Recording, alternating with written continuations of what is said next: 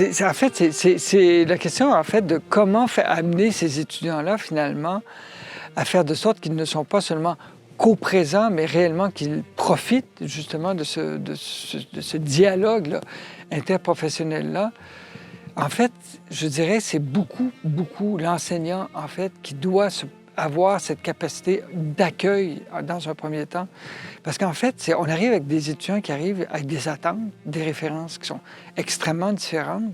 Et que donc aussi, nous, comme enseignants, c'est notre devoir, à un moment donné, d'aller écouter d'où ils partent. Parce que sinon, le problème auquel on peut arriver, en fait, c'est très facile de dire, il faut que vous venez de Matinfo, vous êtes dans mon cours de montage et vous allez devoir faire du montage en reproduisant tel chef-d'œuvre des années 20 russes.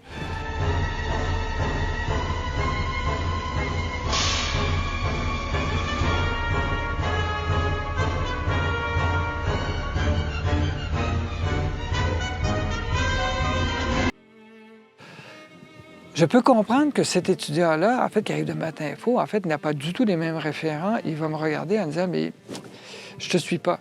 Et là, je dirais, moi, comme enseignant, je pense que je peux justement, à un moment donné, faire le pont entre justement ces cultures, des fois, justement, ces différences culturelles-là, le cinéma russe des années 20 et tout, et le traduire pour l'autre de façon à ce qu'à un moment donné, il y ait des arrimages.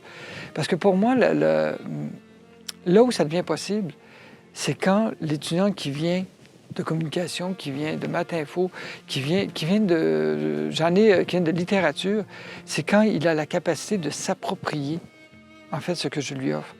Et c'est là, pour moi, que la véritable collaboration interprofessionnelle, c'est dans notre capacité à créer ces passages qui permettent à l'autre de se l'approprier.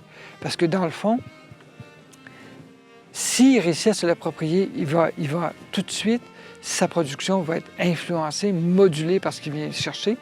Mais pas seulement ça. L'étudiant à côté qui, lui, au contraire, lui tourne en pellicule, il faut tourner en pellicule noir et blanc, et un vrai, là, le vrai cinéphile maniaque, va aussi trouver quand même dans cette présence-là, dans cette collaboration-là, des fois, ne serait-ce que parce que l'autre amène des exemples différents, à la fin, son cours va être différent. Parce qu'à un moment donné, moi, comme enseignant, je me sens, en tout cas, une responsabilité d'amener, à un moment donné, cette capacité de dialogue pour que l'un et l'autre, tout à coup, puissent s'y retrouver, mais qu'à la fin, en fait, tout le monde ressort gagnant. Parce qu'en fait, il ne faut pas que ce soit une structure dans laquelle je t'amène juste dans une direction. Moi, je dois dire, j'ai cette curiosité-là aussi comme être humain. Je suis toujours curieux d'aller voir qu'est-ce que l'autre fait, dans quel référent il se plonge, et si possible, justement, essayer justement de permettre à l'autre de s'approprier ce que je peux lui offrir. Tout est dans la façon dont ces ateliers-là sont gérés. Donc, je pense pas qu'on peut, personnellement, moi, je pense pas qu'on peut apprendre l'interdisciplinarité. On peut créer des moments où on favorise l'apprentissage interdisciplinaire, et c'est comment on gère ce moment-là, comment on chapeaute différentes activités à l'intérieur de ce moment-là que les gens vont faire des apprentissages interdisciplinaires. Donc, ce qui arrive des fois dans ce type d'atelier-là, c'est que les gens se réunissent, on a un projet à faire. À travers le projet, on sait, par exemple, on va avoir un objet avec un moteur. Bon, toi, tu es l'artiste en art numérique, tu vas faire l'objet avec le moteur. Donc, toi, on veut après ça une toile de peinture. Donc, toi, tu es l'artiste de peintre, tu vas faire la peinture à l'arrière. Puis après ça, chacun part dans son coin et fait son action.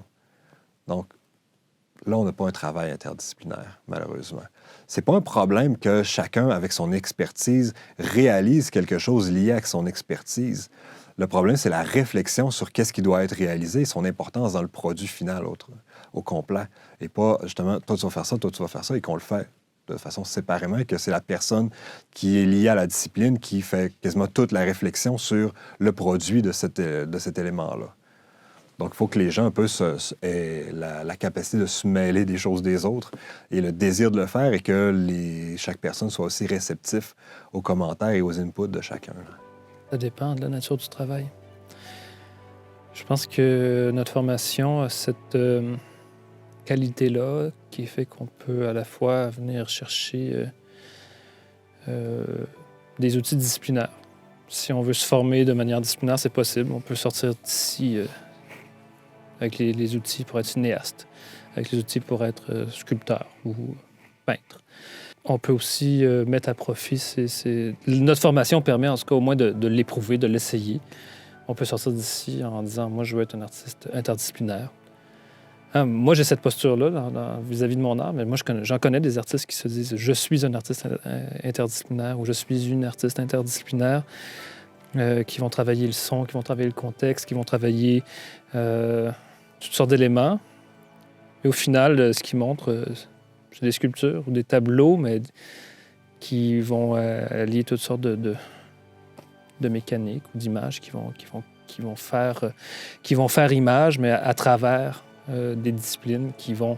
Souvent, ces gens-là que je connais qui se qualifient en art visuel d'interdisciplinaire vont avoir plusieurs savoir-faire qu'ils connaissent puis qui viennent eux-mêmes mettre dans la même œuvre.